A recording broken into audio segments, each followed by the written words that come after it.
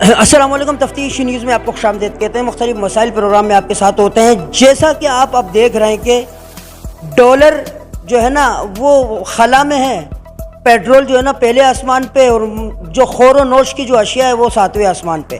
تو اس کو جو ہے نا یعنی حکومت شاید سیریس نہیں لے رہی، مگر ہمارے ملک کے جو ایک بہت مایہ ناز جو ہے نا سیاستدان بھی ہیں، اور اس کے علاوہ جمعیت علماء اسلام ان کے جو ہے نا سرپرست اعلیٰ حضرت مولانا فضل الرحمان صاحب نے گزشتہ دنوں نے ایک اعلان کیا تھا کہ بھائی بہت شدید جو ہے نا عوام پریشانی میں مبتلا ہے، اور جو یہ جن جو بے قابو ہوا ہے مہنگائی کا، اس کے خلاف انہوں نے احتجاج یا دھرنے کی کال دی ہے۔ کیا ہے کیا نہیں، اس وقت ہم موجود ہیں district west Orangi town sector 4 میں، جہاں پر ایک اجلاس جاری ہے جو کہ علماء اکرام مختلف یوسیز اور پورے ڈسٹرکٹ ویسٹ سے آ کے یہاں پر جمع ہے، اور آگے کیا لاہے عمل ہوگا آئیے ان سے قاری عبداللہ بسم اللہ صاحب جو کہ سیکریٹری اطلاعات ہیں۔ وعلیکم السلام، بہت شکریہ۔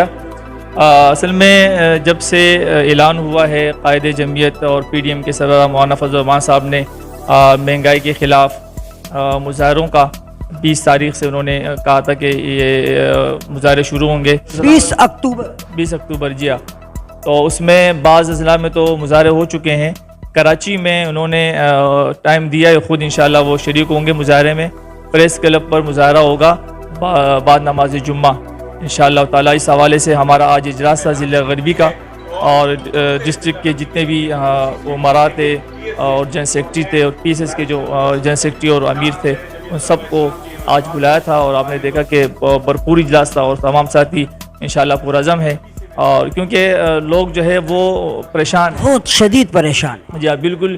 تو آپ نے دیکھا کہ کچھ ایک ہفتے پہلے 3 بچوں کو مار کے، اپنے بچوں کو مار کے میاں بیوی نے خودکشی، 2 بچے اور میں۔ تو اس حوالے سے لوگ جو ہے وہ کسی مسیح کی تلاش میں ہیں، کسی نمائندے کی تلاش میں ہیں کہ کوئی ان کی آواز اٹھائے۔ تو مولانا فضل الرحمان صاحب جو ہے وہ عوام کی آواز بنے ہیں، اور اس حوالے سے میدان میں اترے ہیں۔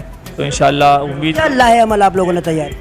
تو ایسا ہے کہ ابھی تو فی الحال جیسے قائدین نے حکم دیا کہ ڈسٹرکٹ سطح پر مظاہرے کرنے ہیں، یہ 15 روزہ احتجاج ہے۔ اس کے بعد جیسے بھی حکم ملے گا 15 روز جو ہے نا مسلسل احتجاج، ہاں وہ مختلف علاقوں میں، مختلف ڈسٹرکٹ میں، مختلف اضلاع میں، مختلف شہروں میں یہ مظاہرے اور اس طرح یہ احتجاجی جلسے وغیرہ ہوں گے۔ تو آپ کیا کہتے ہیں کہ اگر یہ آپ لوگ کا احتجاج وغیرہ ہوگا، اس سے کیا یعنی نتائج اخذ ہوگا؟ دیکھیں آپ جو حالات ہیں کہ عوام بے روزگاری اور مہنگائی سے تنگ آ چکی ہے۔ تنگ کیا آ رہی ہے، مر گئی۔ ہاں، تو اس حوالے سے یہ لوگ عوام نکلیں گے، اور جب تک عوام نکلیں گے نہیں تو یہ مسئلہ حل نہیں ہوگا۔